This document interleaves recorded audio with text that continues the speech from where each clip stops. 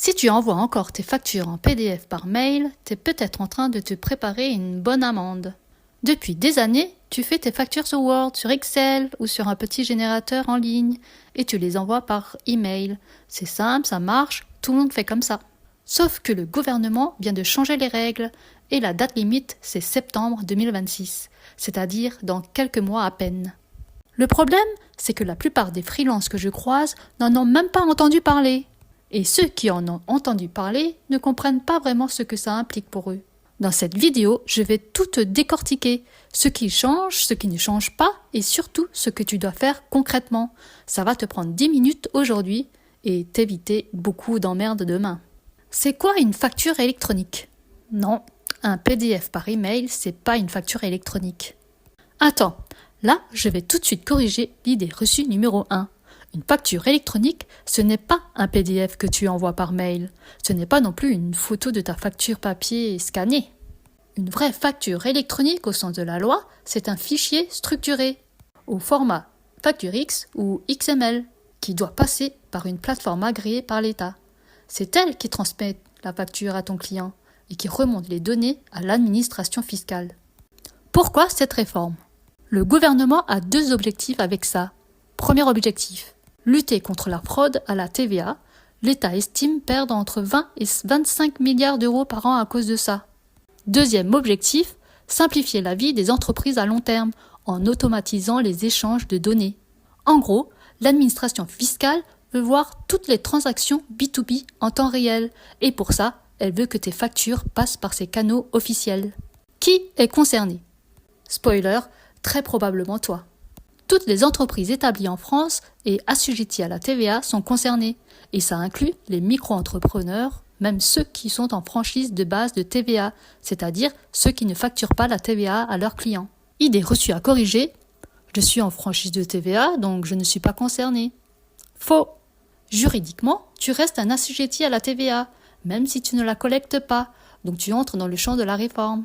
Point. La seule exception, si tu factures uniquement des particuliers, B2C. Dans ce cas, tu n'auras pas d'obligation d'envoyer tes factures en format électronique. Par contre, tu auras quand même une obligation d'e-reporting, c'est-à-dire de transmettre tes données de vente à l'administration. Donc, que tu sois graphiste, développeur, consultant, coach, formateur, architecte ou plombier en micro-entreprise, tu es concerné. Le calendrier officiel. 1er septembre 2026. Tu dois recevoir des factures électroniques. À partir de cette date, toutes les entreprises, sans exception, doivent être capables de recevoir des factures électroniques via une plateforme agréée. Ça veut dire que dès maintenant, tes grands clients ou fournisseurs vont commencer à t'envoyer des e-factures. Tu dois être prêt à les recevoir. 1er septembre 2027, tu dois émettre des factures électroniques.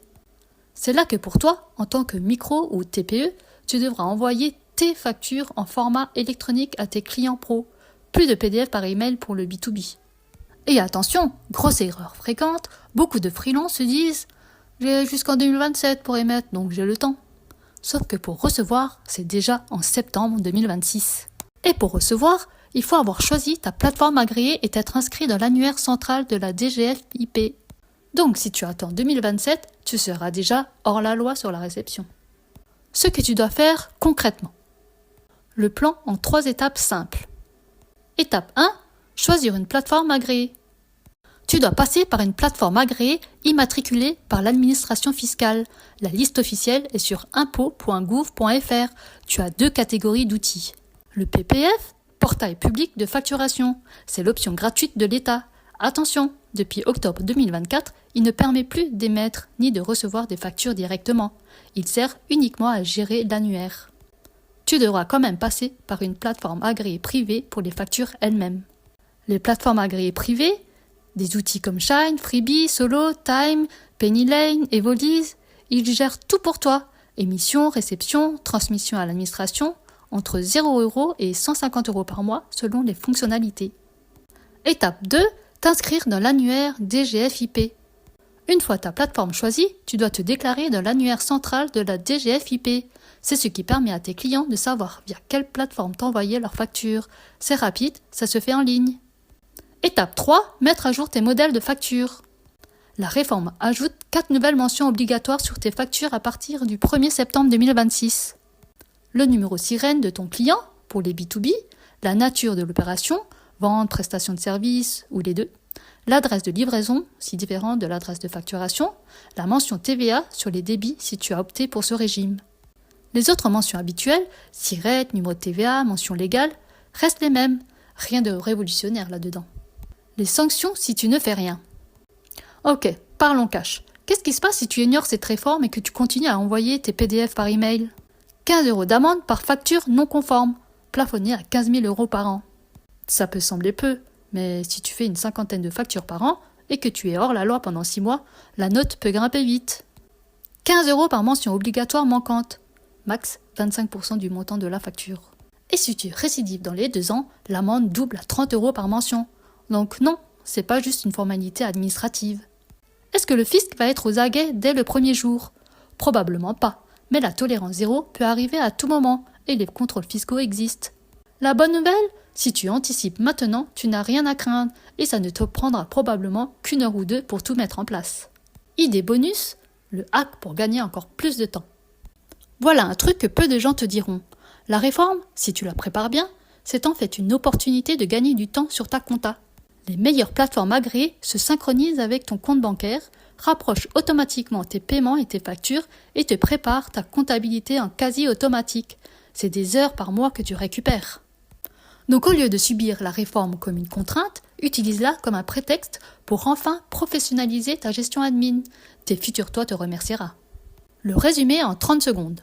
Bon, on a fait le tour, voilà ce qu'il faut retenir. 1. À partir du 1er septembre 2026, tu dois pouvoir recevoir des factures électroniques via une plateforme agréée, même en micro, même en franchise de TVA. 2. À partir du 1er septembre 2027, tu dois envoyer tes propres factures en format électronique à tes clients pro.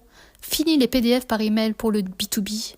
3. Tu as encore le temps d'anticiper sans stress. Choisis ton outil maintenant, inscris-toi dans l'annuaire DGFiP, mets à jour tes mentions, c'est tout. Et si tu veux savoir quel logiciel de compta agréé choisir selon ton profil, j'en fais une vidéo complète très bientôt. Abonne-toi pour ne pas la rater. Et toi, tu utilises quoi actuellement pour faire tes factures ? Word, Excel, un logiciel ? Dis-moi en commentaire, je suis curieux de voir où en est la majorité d'entre vous. Si cette vidéo t'a été utile, un like c'est rapide et ça m'aide vraiment à la pousser à d'autres freelances qui en ont besoin. Abonne-toi si tu veux rester à jour sur tout ce qui concerne la gestion freelance.